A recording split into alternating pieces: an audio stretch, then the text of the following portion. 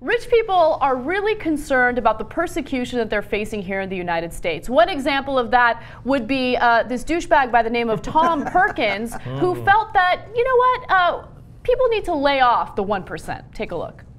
This morning, a billionaire and Silicon Valley pioneer is defending some controversial comments. His target, progressives. Tom Perkins warns of a dangerous drift in American thinking from the left. In a letter to the Wall Street Journal, Perkins writes, "I would call attention to the parallels of fascist Nazi Germany to its war on its 1%, namely its Jews, to the progressive war on the American 1%, namely the rich." The venture capital firm he co-founded quickly distanced itself on Twitter Saturday. The company said, quote, "Tom Perkins has not been involved in KPCB in years. We were shocked by his views expressed today in the Wall Street Journal and do not agree." Classy, comparing criticism to the 1% to Nazi Germany. But Perkins also had an interview with Forbes where he kind of talked about our democratic process and how the wealthiest people in the country who pay the most in taxes should have more of an ability to vote, meaning that if you paid $1 million in taxes, you should get 1 million votes. Well, that's a curious point to make, especially when we have all these corporations that pay no taxes at all and get a tax refund. But just to give you some other wealthy people who feel like they're being persecuted, recently a former Morgan Stanley chairman by the name of John Mack said that we need to stop beating up bankers or beating up on bankers. Hedge fund billionaire Wilbur Ross said that the 1% is being picked on. So I feel so sad for them, you know, enjoying their yachts while the rest of us struggle to make ends meet. But Jimmy, obviously my point on this, or my perception of this, is very clear. I want to get your perception a little bit. Do you feel that we are being too tough on the 1% and it's making us kind of lose focus on what the real issues are? Yes, I agree with Tom Perkins. The 1% are an oppressed minority. I mean, all they have is each other, the government, the banks, the military, and the cops on their side. That's all they have. So, and I think it's also hilarious that he sees fascism in people's response to an unequal distribution of assets. But they're, you know, when people are trying to get back some of the gains of the economy for the 99%, he sees that as fascism. But he doesn't see fascism in the system that sets up inequality. There's no fascism involved in that. So I think what you're saying is correct. I think the reason why Tom felt the need to come out and say things like that is because he secretly knows he's a douchebag. Absolutely. So, James, what do you think? I mean, do you see any type of credibility or legitimacy to what he's arguing in these videos? Well, I think there's a grain of truth in it, but he's got it all wrong as far as how it actually cashes out. You know, there's no doubt that close contact between big corporations and big government gets us as close as we get in America to fascism. Some of the 1% are involved in that. Others aren't. Some of them are sitting on piles of billions of dollars. Some people in the 1% are, you know, merely the working rich who happen to actually have some money in the bank. So I would say the whole frame of the 1% distorts things in a way that causes guys like him to be able to say nonsensical things. I mean, this is a guy who said if you pay $1 million in taxes, you should get 1 million votes. But then he also says, hey, this is like the Holocaust because marginal tax rates on the rich might go up 10%. But wouldn't that then get him more votes? It just doesn't make sense. Yeah, he does not know what he's talking about. And it kind of shows you just how out of touch the wealthiest people in the country are from the rest of us, right? So that when there are arguments made in the mainstream press about class warfare, I mean, this is a perfect example of this, right? Pitting the rich against the poor, the things that he is saying, I mean, I consider those fighting words. When you say that you want to do an overhaul of our democratic process and give the wealthiest people more political clout, well, first of all, we're already living in that day and age because of crony capitalism. But I mean, that means that you're unpatriotic. You don't believe in our political process. You don't believe in giving back to the community that made your ass as successful as you were. John, I want to bring you in a little bit. You know, why is it that people like this fail to realize how much power they had, especially when it came to squashing certain types of political movements? So for instance, Occupy Wall Street. Occupy Wall Street could have been very successful. They had a message that many Americans believed in, but what did the corporations do to that movement? Well, I wanted to touch on Mr. Perkins because he's such a fine example of capitalism in America. Not only does he want all the money, he's actually probably a little jealous because Bill Gates has more than he does. But they want to be loved. That's really what this is about. They just want to be loved too. They want to be loved by the farmers, and by the checkout clerks. They just, don't you love me? And it's this narcissistic need of acceptance. It just really shows how crazy out of touch they are with the rest of America, and especially after having a global financial collapse, like none of us have ever seen before, that has really put the hurt on most working class families, and yet a billionaire like him wants 1 million votes for $1 million. It really is insane, but it's almost sad in a certain sense when we look at it and try to analyze this guy's motives. There's a certain psychology, maybe we need a new category in the DSM to put these people in, because, I mean, if I have $1 billion, I'm not complaining about anything. Yeah. And I'm sure there was, as you pointed out, not all 1%ers are evil or crazy, but there's a bunch of percentages that will probably clapping for the guy. You got our backs. Yes. You got our backs. Way sticking up for us. Right. And also there's that sense of entitlement that I think really, really wealthy people have, even if they've inherited their wealth. So there was that TED Talk about how, there was that rigged Monopoly game. And the players of the game knew that it was rigged in favor of one player. And even though that one individual knew that it was rigged in his or her favor, as they were winning that game, they were, being more aggressive while they were eating pretzels. They had a little swagger when they were responding to the person that they were playing with. And it just kind of showed you that their sense of entitlement increased even though there was a system that was rigged against the person that they were playing. So it just kind of shows you that it extends to what's happening in Wall Street right now, where they're wealthy by gaming the system, knowing that there is a certain structure set in their favor, and they don't understand the criticism that they're getting. They don't understand why people are hating on them. They think that they earned it. Well, that it goes back to what John was talking about, how these guys want to be liked. They want to have all the money in the world, and they probably pay. So these billionaires pay a lower tax rate than their workers, and they wonder why people hate them. And they worry about the 99% revolting against the rich and powerful. And most people I know are just trying to hang on to their crappy jobs so they don't lose their cable. So I don't think you have to worry about us revolting against the 1%.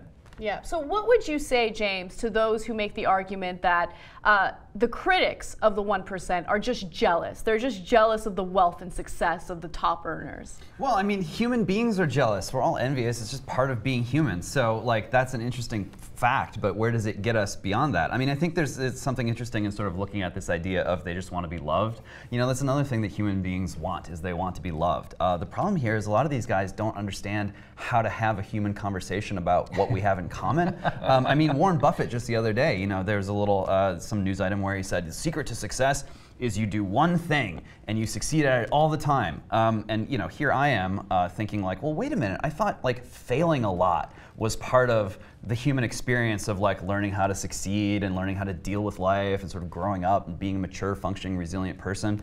And if these guys who are super motivated and super ambitious and super talented get so locked into that track to success that they don't understand how to relate to people as people whose life sort of has ups and downs, it's going to continue to be hard for them politically. John, how do we fight back against the system that we currently have in a way where the mainstream media won't take our message and twist it? Because I think oftentimes you hear that point about jealousy echoed in the mainstream press, and I think that it kind of delegitimizes some of the arguments that are made, especially when it comes to tax rates and things like that. So how do we take the message back and fight back against the political system that we have now? Well, first of all, there's a lot of people in the media that are millionaires. So when they talk about, the tax rates and the deficit, oh my God, the deficit, we have to, curtail entitlements, they're just looking out for their own interests, right? So it's this really wild mindset about working hard. That's what I've heard a lot now, right? There's that Australian, the richest woman in the world, right? She's talking about they just don't want to work hard. Yeah. And it's I don't know. You can look in books. These people don't really ever hang out with normal people because There's hundreds of millions of people that's what they do. They work 2, 3 jobs. They're working hard. It's the fact that they don't have the opportunities, to then that work turning into some creative venture that will turn into some big business. It's not about working hard. Most people work hard, and that's really frustrating. Yeah. But how to solve this is to elect about 55 Elizabeth Warrens in the Senate.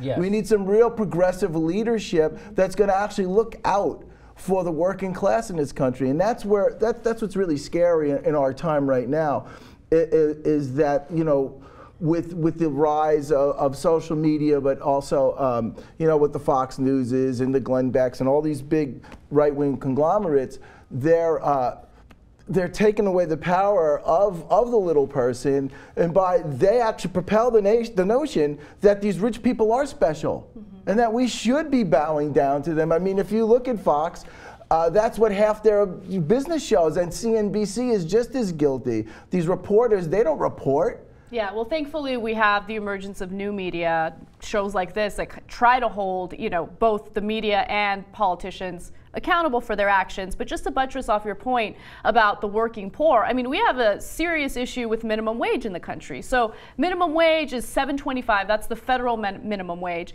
And right now the government is proposing that we increase it to $10.10 within the next 2 years. That will barely keep up with the rate of inflation, right? So we have people that are working for companies like Walmart. They're working 40 hours a week and they still don't make enough money to pay their bills. So what happens? The U.S. taxpayer has to subsidize companies like Walmart by paying for health insurance and certain benefits, whether it's food stamps, to make sure that these people can live. And it's absolutely ridiculous. They keep taking advantage of us. And then one final thing, Jimmy, before you jump in, you mentioned Elizabeth Warren, how we need to keep electing people like Elizabeth Warren. Look, Elizabeth Warren in politics is a rarity. You don't see that too often, right?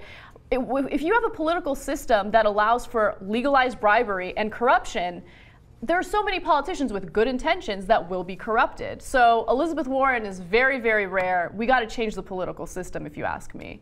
Jimmy. I am jealous of Tom Perkins and the 1% because I would like to be able to get sick and not go bankrupt. So I am jealous of him in that regard. And when he's talking about they really do say like that. The woman from Australia saying that if you're poor, it's just because you're lazy and you don't want to work. And that is a meme on the right. They'll say that, yeah, sure, there might be still some semblance of racism left in America, but if you're willing to go to school and work hard, you can achieve in America. So the message is all those people who are poor are lazy, right? Although when you look at the statistics, half of all workers in America make less than $30,000. Now, are they lazy and working full time? I don't know if you can be both. Yeah, James. Look, these are confusing times for a lot of people, so I'm not surprised that people are kind of tearing their hair out trying to figure it out. One, Elizabeth Warren, I mean, it's embarrassing to someone who's on the right of center, who's interested in sort of liberty and freedom issues, to see that Elizabeth Warren is the only one out there saying like, hey, maybe employers should consider applicants without considering their credit histories. And 2, student loan debt ought to be dischargeable in bankruptcy. The fact that there are no Republicans out there now, perhaps save Rand Paul, who are even touching these issues, is a problem, but I think it's beginning to turn. I mean, even Eric Erickson just the other day said, the interests of Wall Street are oftentimes not the interests of America. Things are beginning to shift a little bit. And if we're going to get movement in Congress and we're going to get a critical mass where we can attack the infrastructure and go after the system rather than trying to just make ourselves feel better by boosting up the minimum wage a little bit, regardless of the effect that might have on turning full-time jobs into part-time jobs or whatever, in order to do that, you need people on the right and the left to sort of forge a new sort of coalition around these issues. And we're going to have to set the social issue stuff a little bit to the side, I think, in order for everyone to get on that page. So it's almost impossible now what's happening with the populist right, if you want to call them a populist movement. I mean, it's the first populist movement since the KKK for the Republicans. But Democrats. But anyway, as far as with the Tea Party, what they're primarying every politician that they can, and so that every conservative or Republican will be a Ted Cruz. And Ted Cruz cost the country what, $24 billion by shutting down the government over nothing. I was gonna do this whole petition thing like, hey Ted, it's time to pay back the money you just cost us for nothing. And you complain about government waste on some some $50 million thing. You just cost $24 billion on a publicity ploy.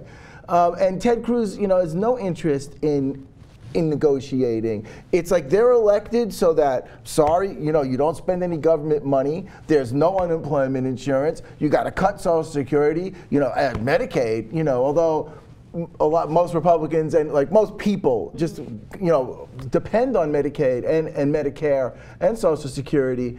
But it's because it came from a Democratic president. They instinctively have been taught since Limbaugh sort of started that radio revolution to just hate anything that comes from the left, even if it's a good idea. Or even if it's a right-wing idea that the left Adopts. then adopts. Yeah. Now we hate it because you like it, like Obamacare. Yeah. Well, you know, if you're on the right and you're trying to fight against Wall Street influence in your party, you know, That's sometimes tough. you get a Ted Cruz, sometimes you get a Mike Lee, sometimes you get a Justin Amash going after the NSA. So, you know, it's sad to see just how much the, you know, radical wing of the Democratic Party has been crushed by Obama and Pelosi. Yes, Absolutely. And Reid. absolutely. And so, you know, as far as you guys are concerned, you know, go for it. Try to create more Elizabeth Warrens, but don't be surprised when sometimes what gets spit out is a candidate or an office holder who does things that you might not want them to do. I mean, that's definitely what happened with Obama. I Yeah, would say.